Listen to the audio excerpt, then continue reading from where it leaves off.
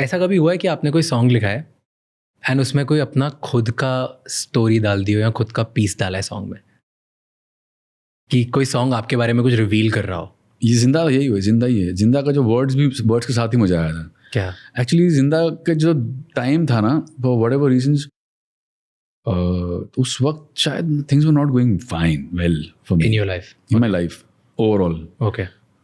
तो I was a little down, little sad, थोड़ी सी not in a good head space. तो studio में मेरे सामने याद है मुझे, अभी भी हारमोनियम था मेरे सामने, और हारमोनियम पे मैंने खाली एक नोट बजाया and from somewhere with the tune and lyrics साथ में आया, मुझे छोड़ दो मेरे हाल पे, just came together like a feeling which I was going through maybe at that time. And then I did not realize what I'm singing. And I was like, ye kahan se aaya? What is this thing that I'm singing? Is there a song before? But it came from somewhere. And I thought, oh, this sounds great. And that made me happy from whatever I was going through. Just made me happy कि ये कुछ तो कहीं से आया है, मतलब आमद हुई है कहीं से खूबसूरत सी.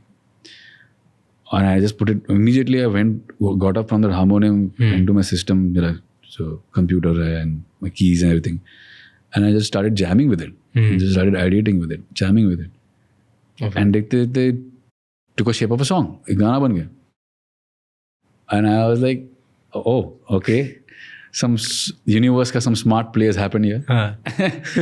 So, and I put it out and I played it to the director. A director loves it. Lyric writer Amitabh Bhattacharya lyric writer है. He loves it so much कि he's trying to crack the मुकड़ा for a month. जैसे क्या इससे better नहीं कुछ आ रहा है. मैं अंतरे से लिखता हूँ, ये मुकड़ा ये रखता है. Let's keep this only. जिंदा हो यार काफ़ी है, मुझे छोड़ दो मेरे हाल पे, जिंदा हो यार काफ़ी है, ये मुकड़ा है. That's what इसका कोई मुकड़ा ही नहीं. बोला मैंने बहुत ट्राई किया, पूरा 1 महीने से लगा हुआ पर कुछ नहीं आ रहा. इसका ब्रेक तोड़ने का जैसा कुछ है. दिद्यांतरा from there and I like, oh, मैंने तो ऐसी डमी लिख दिया था. Whatever had come I had just put it down, but it somehow everything fit in so well. Lootera के उस सिचुएशन में फिट हो गया, रणवीर सिंह के उस क्लाइमैक्स के पीओ वो फिट हो गया. Director was happy, Amitabh was not wanting to change, and I was like, I looked up and like, smart play, sir. Whoever you are, sir, wherever you are, sir. Smart play. I love it. Nice. It just came because you were going through, आपकी life में ऐसे phase से जा रहे थे. आ रहे थे. क्या फेज था वो? ये वो see experience. Whenever you are happy, आप खुश होते हो लाइफ में, या आप दुखी होते हो, जो भी इमोशंस है ना, emotions is such a wonderful gift of God, I would say. उस पर मैंने शो बनाया, Indradhanush. The entire show Indradhanush is about emotions only. Concert है, it's a concert. I know. So it's based on emotions. तो emotions ऐसी चीज़ है यार कि वही सब कुछ करा देती है.